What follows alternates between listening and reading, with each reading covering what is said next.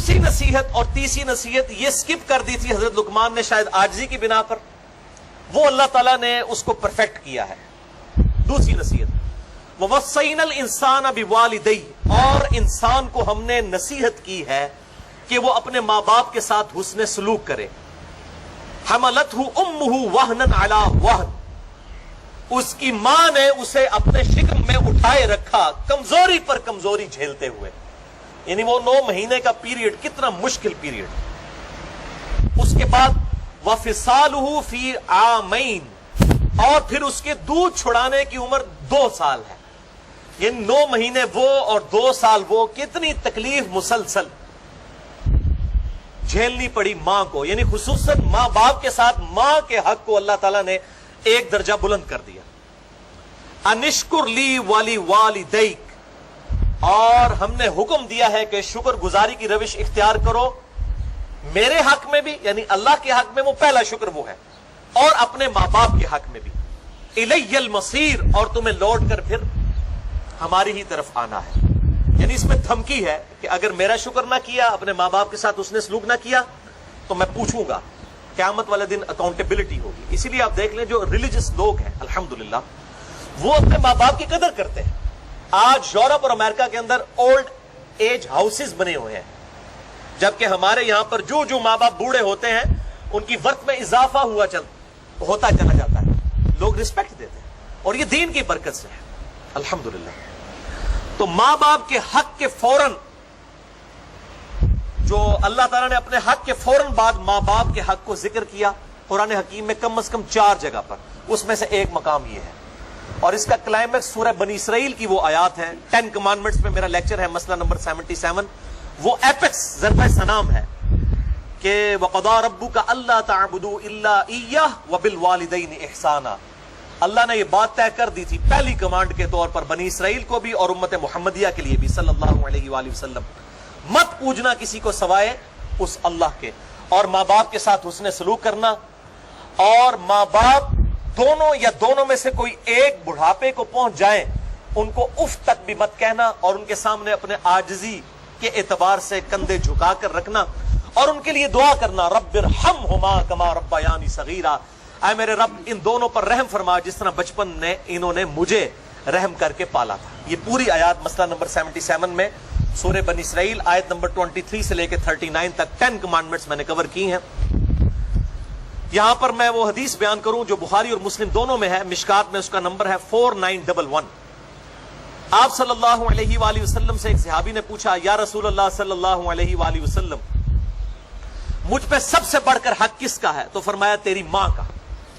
پوچھا اس کے بعد؟ فرمایا تیری ماں کا۔ پوچھا اس کے بعد؟ فرمایا تیری ماں کا۔ پوچھا اس کے بعد؟ فرمایا تیرے باپ کا، یعنی 3 دفعہ ماں کا حق، اور پھر چوتھی دفعہ فرمایا تیرے باپ کا، یعنی ماں کا حق اتنا مقدم ہے الحمدللہ۔ اور صحیح مسلم میں حدیث ہے مشکات میں 4912 کہ آپ صلی اللہ علیہ وآلہ وسلم نے فرمایا اس شخص کی ناک خاک آلود ہو، وہ تباہ و برباد ہو جائے جس کو ماں باپ بڑھاپے میں ملے دونوں یا دونوں میں سے ایک، اور وہ ان کی خدمت کر کے جنت نہ حاصل کر سکے۔ یہ صحیح مسلم کی حدیث ہے۔ ایک وہ بڑی مشہور حدیث ہے جو المستدرک للحاکم میں ہے کہ آپ صلی اللہ علیہ وآلہ وسلم 3 سیڑھیاں چڑھے، ہر سیڑھی پر فرمایا آمین، اور پھر صحابہ نے جب پوچھا تو فرمایا جبرائیل علیہ السلام آئے تھے، انہوں نے کہا کہ برباد ہو جائے وہ شخص جس کے سامنے آپ کا ذکر ہو اور وہ آپ پر درود نہ پڑے، اللہم صلی علی محمد وعلی آل محمد وبارک وسلم۔ تو میں نے کہا آمین۔ پھر انہوں نے کہا کہ برباد ہو جائے وہ شخص جو رمضان کا مہینہ پائے اور اپنی مغفرت نہ کروا سکے، تو میں نے کہا آمین۔ اور پھر انہوں نے کہا برباد ہو جائے وہ شخص جس کو ماں باپ بڑھاپے میں دونوں یا دونوں میں سے ایک ملے اور وہ ان کی خدمت کر کے جنت نہ کما سکے، تو میں نے کہا آمین۔ تو یہ آخری حصہ صحیح مسلم میں بھی ہے مشکات میں 4912 کہ وہ برباد ہو جائے جس کو ماں باپ دونوں یا دونوں میں سے ایک بڑھاپے میں ملے اور ان کی خدمت کر کے جنت نہ کما سکے۔ اور مسند احمد سنن نسائی میں بھی ایک حدیث ہے مشکات میں 4939، ایک شخص نے جہاد کی اجازت کے لیے مشورہ کیا اللہ کے محبوب صلی اللہ علیہ وآلہ وسلم سے، تو آپ صلی اللہ علیہ وآلہ وسلم نے فرمایا تیری ماں زندہ ہے؟ انہوں نے عرض کیا یا رسول اللہ زندہ ہے۔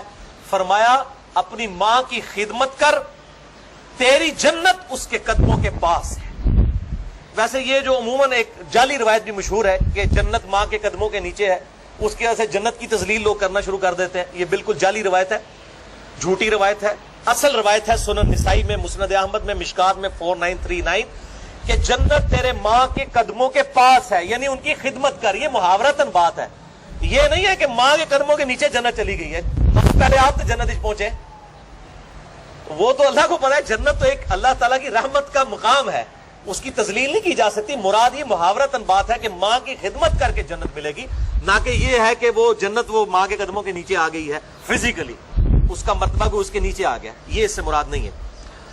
اور اسی طریقے سے ایک جعلی روایت ہے کہ ماں باپ کو دیکھنا ایک مقبول حج کے برابر ثواب ہے. بالکل جعلی جھوٹی روایت ہے، موضوع روایت ہے سنن البیہقی کے اندر. اس قسم کی کافی جعلی روایتیں مشہور کی ہیں، جو جمعہ والے دن ماں کی قبر پہ چلا جائے اس کی مغفرت ہو جائے گی، باپ کی قبر پہ چلا جائے. بھئی اتنے اچھے فضائل موجود ہیں، ضروری ہے جعلی روایتوں کے ذریعے لوگوں کو مائل کیا جائے. اور اس کا پھر ناجائز فائدہ بھی اٹھایا جا رہا ہے. جو جلاد قسم کی مائیں ہیں نا، اور عموماً جو بیٹے ہیں نا، ان کے اوپر ان کے ماں باپ کی کمزوریاں شادی کے بعد کھلتی ہیں جب ان کی بیویوں کے ساتھ انٹریکشن ہوتا ہے ان کے ماں باپ کا. تو ایک روایت پیش کی جاتی ہے جامعہ ترمذی سنن نبی داؤد سے، مشکات میں 4940 کہ ابن عمر رضی اللہ تعالیٰ عنہ جو ہیں وہ نبی صلی اللہ علیہ وآلہ وسلم کی خدمت میں ان کی شکایت سیدنا عمر نے پیش کی کہ ابن عمر جو ہے وہ اپنی ایک بیوی سے محبت کرتا ہے اور مجھے اس کی بیوی پسند نہیں ہے. پہلے انہوں نے ابن عمر سے کہا کہ اپنی بیوی کو طلاق دے دو، انہوں نے طلاق نہیں دی. پھر حضور کو جا کے شکایت کی صلی اللہ علیہ وآلہ وسلم. تو آپ صلی اللہ علیہ وسلم نے ابن عمر سے فرمایا کہ جب تیرا باپ عمر یہ کہہ رہا ہے کہ اپنی بیوی کو طلاق دے دو تو اس کو طلاق دے دو. اور اسی طریقے سے صحیح بخاری میں ایک حدیث ہے، حضرت اسماعیل علیہ السلام اور ابراہیم علیہ السلام کا واقعہ بڑا مشہور ہے کہ وہ ملنے کے لیے آئے تو حضرت اسماعیل کی غیر موجودگی میں تو انہوں نے پھر ایک میسج چھوڑا کہ جی اپنے گھر کی چوکھٹ بدل لو، مراد یہ کہ اپنی بیوی کو طلاق دے دو. اس قسم کے واقعات سے وہ کہتے ہیں کہ اگر ماں باپ کے ہیں تو بیوی کو بھی طلاق دے دیں. نعوذ باللہ من ذالک، انا للہ و انا الیہ راجعون. یہ آپ ریلیجن کافروں کو پیش کریں گے، آپ کے منہ پہ مار دیں گے ریلیجن. بھائی آپ کے ماں باپ کیا سیدنا عمر ہیں؟ اور وہ شکایت کیا نبی علیہ السلام کے سامنے لے کے جا رہے ہیں؟ نبی علیہ السلام کو تو وحی کی تائید حاصل تھی، ابراہیم علیہ السلام کو وحی کی تائید حاصل تھی کہ واقعی جینوئن ایشو تھا جس کے اوپر طلاق کا کہا گیا. آج کل اگر ماں باپ کسی کو کہتے ہیں کہ اپنی بیوی تیری منو چنگی نہیں لگتی طلاق دے دے، طلاق نہیں دی جائے گی جب تک جینوئن ریزن نہیں ہوگی. یہ ذہن میں رکھیں. یہ خام خواہ ان روایتوں سے جعلی مطلب نکال کے اور لوگوں کو غلط طرف مائل کرتے ہیں. اور یہ حدیث نہیں بتاتے جو سنن نبی داؤد میں ہے، مشکات میں 3280 کہ آپ صلی اللہ علیہ وآلہ وسلم نے فرمایا اللہ تعالیٰ کو حلال چیزوں میں سب سے ناپسند طلاق ہے. اگرچہ حلال ہے، حرام نہیں ہے، یعنی بعض اوقات مجبوراً دینی پڑ جاتی ہے، واقعی نہیں نبھتی، اس لیے اس کا دروازہ کھلا رکھا ہے. کرسچینٹی میں تو طلاق دینا ہی حرام ہے. اسلام میں اجازت ہے طلاق کی، لیکن ایز اے لاسٹ ریزارٹ. لیکن کہا گیا وہ بھی ناپسندیدہ ہے. تو جب اللہ کو ناپسندیدہ ہے تو یہ کیسے ہو سکتا ہے کہ میری بیوی میرے ماں باپ کو نہیں پسند تو میں ان کے کہنے پہ طلاق دے دوں بغیر کسی ریزن کے؟ واٹ نانسنس دس. یہ ریلیجن آپ پیش کریں گے لوگوں کو؟ اور یہ وہ ماں باپ کے فضائل بھی نا، اور یہ ماں باپ کے فضائل بھی ہر بندے کو بوڑھے ہو کے یاد آتے ہیں. جب خود جوان ہوتے ہیں اس وقت نہیں ان کو یاد آتے، جب بوڑھے ہو جاتے ہیں تو وہ اپنی اولاد کو یہ سکھا رہے ہوتے ہیں. ماں باپ کے بھی اولاد پر حقوق ہیں اور اولاد کے بھی ماں باپ پہ حقوق ہیں. یہ سائملٹینیس کنٹراسٹ ہے. اور صحیح مسلم کی وہ حدیث جس پہ میرا ایک کلپ بھی چڑھا ہوا ہے برمودا ٹرائنگل پہ، کہ شیطان کا تخت پانیوں پہ لگا ہوا ہے، شام کے وقت سارے شتونگڑوں کو بلاتا ہے وہ، اور ہر شتونگڑا کہتا ہے میں نے آج یہ گناہ کروایا، آج میں نے یہ گناہ کرایا. تو شیطان خوش نہیں ہوتا. ایک کہتا ہے کہ آج میں نے میاں بیوی کے درمیان جدائی کروا دی. شیطان اس کو جناب جپی ڈال کے ملتا ہے، گلے لگتا ہے کہ تو صحیح کام کیتا ہے. کیونکہ جب طلاق ہوگی تو اس پورے معاشرے کی بنیاد جو ہے میاں بیوی کے ریلیشن شپ کے اوپر ہے. جب یہ ڈسٹرب ہو جائے گا تو پورا معاشرہ ہی جو ہے وہ تتر بتر ہو جائے گا، اولاد بھی بکھر جائے گی، وہ اولاد ناسور بن جائے گی معاشرے کے لیے. تو میاں بیوی کا ریلیشن شپ بہت اہم ہے. اس حوالے سے ماں باپ عموماً میں نے دیکھا ہے، عموماً چونکہ میرا تجربہ ہے، میرے ساتھ ہزاروں لوگ رابطہ کرتے ہیں، عموماً ماں باپ کی طرف سے قصور ہوتا ہے. جو بہو ہوتی ہے اس کا قصور بہت کم ہوتا ہے. وہ تو بیچاری نئے گھر میں آئی ہے. بہو کو اگر وہ ساتھ جو ہے وہ وہی پروٹوکول دے جو اپنی بیٹی کو دیتی ہے تو آپ دیکھیں وہ کس طرح خدمت کرتی ہے.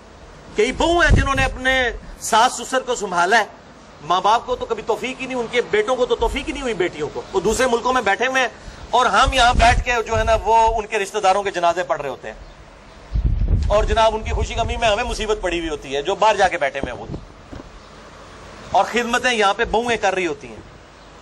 تو یہ بڑا سینسٹیو ایشو ہے، لہٰذا میں نے یہ ماں باپ کے حقوق پہ چونکہ بات کی تھی تو میں نے اس کو بیلنس بھی کر دیا. تیسری نصیحت بھی اللہ تعالیٰ نے ایڈ کی ہے، ساتھ ہی اس کو دیکھیں بیلنس کیا ہے. وَإِن جَاهَدَاكَ عَلَىٰ أَن تُشْرِكْ بِي مَا لَيْسَ لَكَ بِهِ عِلْمٌ، اگر تیرے ماں باپ اس بات پر زور لگائیں کہ تو میرے ساتھ شریک ٹھہرائے کسی کو جس کا علم تیرے پاس نہیں ہے، بغیر علم کے تو کوئی ایسی بات میری طرف منسوب کر دے جو شرک پر مبنی ہے، فَلَا تُطِعْهُمَا، تو اپنے ماں باپ کا کہنا نہیں ماننا. کتنے بولے لوگ ہیں وہ آگے پوچھ رہے ہوتے ہیں جی میری ماں کہتی ہے میں دودھ نہیں بخشاں گی جے تو داڑھی رکھ لئی، تو میں اب ماں باپ کا حکم مانوں یا اللہ کے نبی کا حکم مانوں؟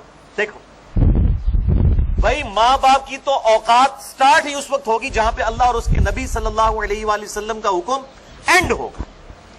بخاری اور مسلم کی حدیث ہے تم میں سے اس وقت تک کوئی مومن ہی نہیں ہو سکتا جب تک کہ میں اسے اس کے ماں باپ اولاد سب لوگوں سے بڑھ کر عزیز نہ ہو جاؤں. اس کا کیا مطلب ہے کہ ماں باپ کہہ رہے ہیں کہ اللہ کے محبوب کی نافرمانی کرو، اللہ کے محبوب کوئی اور ارشاد فرما رہے ہیں صلی اللہ علیہ وآلہ وسلم، ان کی پیروی کی جائے، تب آپ اللہ کے محبوب صلی اللہ علیہ وآلہ وسلم کو سب سے بڑھ کر عزیز مانیں گے. مومن ہی نہیں ہوگا کوئی شخص. تو بڑے بھولے بن کے عورتیں بھی پوچھ رہی ہوتی ہیں جی وہ جی میری والدہ کہتی ہیں کہ جی حجاب نہ کرو، بس صرف ایسے ہی کر لو، تو اب میں ماں باپ کا حکم مانوں؟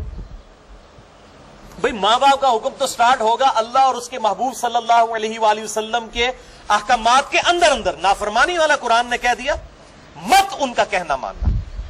وَصَاحِبْهُمَا فِي الدُّنْيَا مَعْرُوفًا، لیکن ساتھ ہی بیلنس کر دیا دنیا میں ان سے اچھے طریقے سے پیش آنا. یہ نہ ہو کہ اگر ماں باپ دین پہ نہیں چلنے دے رہے تو ان کے ساتھ بدتمیزی شروع کر دو، نہیں، دنیا میں ان کے ساتھ معروف طریقے سے پیش آؤ. وَاتَّبِعْ سَبِيلَ مَنْ أَنَابَ إِلَيَّ، اور پیروی تو اس شخص کی کرو جس نے میرا راستہ اختیار کر لیا ہوا ہے، یعنی اللہ کا پیغمبر، اس کی اتباع کرو، یا پیغمبر کے راستے پر چلنے والے لوگوں کی اتباع کرو. اس آیت سے وہ پیر نصیر الدین صاحب نے نا مسئلہ تقلید ثابت کیا. وہ کہتے ہیں اس میں آیا نا کہ پیروی کر اس کی جو میرا راستہ اختیار کرے، وہ کہتے ہیں اس سے اماموں کی تقلید ثابت ہوتی ہے. یہ پیروی کر اتباع تو آیا ہے نبی صلی اللہ علیہ وآلہ وسلم کے لیے. من یطع الرسول فقد اطاع اللہ، قل ان کنتم تحبون اللہ فاتبعونی یحببکم اللہ. اتباع ہوگی اللہ کے محبوب صلی اللہ علیہ وآلہ وسلم کی، یا پھر اللہ اور اس کے محبوب صلی اللہ علیہ وآلہ وسلم کے پروٹوکول کے اندر حکمران وقت کی بھی، خلفائے راشدین کی بھی، صحابہ کی بھی، لیکن اس سے ٹکرائے نہ. تب ثم الی مرجعکم فانبئکم بما کنتم تعملون، اس کے بعد تمہیں لوٹ کر میرے ہی پاس آنا ہے، پھر میں تمہیں خبر دے دوں گا جو کچھ تم دنیا میں کیا کرتے تھے. تو اللہ کے حکم کی خلاف ورزی، ماں باپ کی پیروی میں یہ حرام ہے. خواہش نفس کی پیروی کو بھی کہا گیا ہے کہ یہ شرک ہے. سورہ الجاثیہ آیت نمبر 23 میں افرائیت من اتخذ الہہ ہوا، اے محبوب صلی اللہ علیہ وآلہ وسلم بھلا اس شخص کو دیکھا جس نے اپنی خواہش نفس کو اپنا خدا مان لیا ہے. ایک شخص فجر کے وقت اپنی نیند قربان نہیں کرتا اور نماز کے لیے بستر نہیں چھوڑتا، اس نے اپنے بسترے کو اپنا معبود مان لیا. ایک بندہ ماں باپ کی اطاعت کے اندر اللہ کے حکم کو توڑ دیتا ہے، اس نے اپنا معبود اپنے ماں باپ کو مان لیا. نعوذ باللہ من ذالک، وہ شرک کی کیٹیگری میں فال کر گیا. اگرچہ یہ شرک اصغر ہے، وہ شرک اکبر میں نہیں آتا، جس طرح کہ ریاکاری شرک اصغر ہے اور یہ بھی شرک اصغر، لیکن ہے تو شرک کی کیٹیگری میں فال کرتا ہے. پھر بخاری اور مسلم کی متفق علیہ حدیث ہے مشکات میں 3665، مولا علی رضی اللہ تعالیٰ عنہ علیہ السلام کہتے ہیں کہ میں نے خود نبی صلی اللہ علیہ وسلم سے یہ بات سنی تھی کہ معصیت میں کوئی اطاعت نہیں ہے، اللہ کی نافرمانی میں مخلوق کی کوئی اطاعت نہیں ہے، مخلوق کی اطاعت صرف معروف میں ہے. یعنی حکمران وقت کا حکمران اگر نیکی کے کاموں کا حکم دیتا ہے اس میں اطاعت کی جائے گی، اگر وہ گناہ کی طرف بلاتا ہے، چاہے ماں باپ ہو، حکمران ہو، پیر ہو، استاد ہو، مرشد ہو، ان کی بات نہیں مانی جائے گی. اللہ از دا ٹاپ پرائورٹی. اور ہمارے معاشرے میں تو میرے بھائیوں معذرت کے ساتھ ماں باپ کو بعض لوگوں نے بالکل بت بنا دیا. ٹیکسیوں کے پیچھے لکھا ہوتا ہے ماں باپ کی دعا سے، ماں کے قدموں کی خاک، ماں باپ کی دعا، مرشد کی نگاہ. ھذا من فضل ربی بڑے تھوڑے لوگوں نے لکھا ہوتا ہے، حالانکہ پہلے یہ لکھا ہوا ہونا چاہیے، اس کے نیچے آپ ضرور لکھیں یہ ہندوانہ معاشرے کے ذریعے جس طریقے سے ایک ماں باپ کو اس لیول پہ اٹھا دیا کہ گاڈ کے مقابلے پہ کھڑا کر دیا. رسپیکٹ ضرور دیں, لیکن اب کتنے لوگ ہیں وہ مطلب کوئی ینگ بندہ جو ہے وہ داڑھی رکھ لیتا ہے, پریکٹسنگ مسلمان بن جاتا ہے, وہ پانچے اوپر کر لیتا ہے, تو وہ آ کے اس کو اس کے ماں باپ کے دوست احباب بھی سمجھا رہے ہوتے ہیں کہ جناب تو اپنے ماں باپ کی خدمت کر, ان کاموں میں لگ گیا ہے, ابھی تیری عمر ہے, تو نے جوانی میں روگ لگا لیا. اس قسم کی باتیں کرتے ہیں.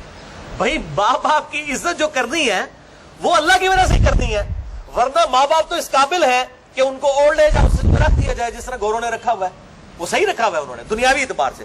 وہ کہتے ہیں انہوں نے اپنی یاشیاں کی ہیں اپنی جوانی میں, اب ہماری یاشی کرنے کا وقت ہے. یہ ریلیجن ہے, دین ہے جس نے آپ کو یہ بات سکھائی ہے کہ ماں باپ کی خدمت کریں. اسی ریلیجن کو تختہ مشق بنا کے آپ ماں باپ کی اتباع کرنا شروع کر دیں اللہ اور اس کے محبوب صلی اللہ علیہ وآلہ وسلم کے مقابلے پر, تو لعنت کھٹنے نکالا ہے نا. نہ ماں باپ کی بات مانی جائے گی, نہ کسی حکمران کی, نہ کسی استاد کی, نہ کسی بزرگ کی, نہ کسی شیخ الحدیث کی, نہ شیخ القرآن کی, اللہ اور اس کے محبوب صلی اللہ علیہ وسلم کے مقابلے پر. حتیٰ کہ بخاری و مسلم میں ایک حدیث ہے, آپ صلی اللہ علیہ وآلہ وسلم نے ایک قافلہ صحابہ کا روانہ کیا, ان میں سے ایک شخص کو امیر مقرر کیا. اس نے وہاں لکڑیاں جلائیں اور حکم دیا کہ میں تمہارا امیر ہوں, امیر کی اطاعت اللہ اور اس کے رسول کی اطاعت ہے, سب کے سب ان آگ کی لکڑیوں میں کود پڑو. تو انہوں نے کہا نہیں, خودکشی کرنا تو اسلام میں حرام ہے. ان کا میں امیر ہوں, امیر کی اطاعت واجب ہے. انہوں نے کہا نہیں, امیر کی اطاعت واجب ہے اللہ اور اس کے محبوب صلی اللہ علیہ وسلم کی اطاعت کے اندر. اب جب واپس آئے اسی امیر نے جا کے اللہ کے محبوب کو شکایت کی کہ میں نے ان کو حکم دیا تھا. آپ صلی اللہ علیہ وآلہ وسلم نے فرمایا اگر یہ تیرا حکم مان لیتے تو دوزخ کی آگ میں جا کے نکلتے. یعنی اللہ اور اس کے محبوب صلی اللہ علیہ وسلم کی نافرمانی کی کاسٹ کے اوپر ماں باپ کا حکم نہیں مانا جا سکتا, حکمران کا حکم نہیں مانا جا سکتا, کسی صحابی کا حکم نہیں مانا جا سکتا, کسی تابعی کسی بزرگ کا حکم نہیں مانا جا سکتا. یہ بات بالکل پھر پنجابی کہنا ہے نا کنو کاٹ لو. لیکن بیلنس ہے کہ ماں باپ کی آپ حسن سلوک کریں گے اگر وہ کافر بھی ہیں. یہاں پہ تو ایک بندہ مطلب گھر میں مواحد ہو جاتا ہے, ماں باپ کو کہتا ہے یہ مشرک ہے, میں نہ جنازہ بھی نہیں پڑھنا. یہ ایٹیچیوڈ نہیں ہونا چاہیے, یہ غلط ایٹیچیوڈ ہے. حسن سلوک کریں گے. وہ کلیئر کٹ آ گیا کہ وَصَاحِبْهُمَا فِي الدُّنْيَا مَعْرُوفًا, دنیا میں معروف طریقے سے ان کے ساتھ بیہیو کرو. حتیٰ کہ بخاری اور مسلم میں حدیث ہے, مشکات میں اس کا نمبر ہے 4913. اسما بنت ابی بکر کہتی ہیں کہ میں نے نبی صلی اللہ علیہ وسلم سے عرض کیا ہے اللہ کے نبی میری ماں مشرکہ ہے اور وہ مجھ سے صلہ رحمی چاہتی ہیں, مجھے ملنے کے لیے آئی ہیں, کیا میں ان کے ساتھ حسن سلوک کروں؟ آپ صلی اللہ علیہ وسلم نے فرمایا ہاں, اگرچہ وہ مشرکہ ہے لیکن تیری ماں ہے, اس کے ساتھ حسن سلوک کر. دنیا میں حسن سلوک کرنا ہے.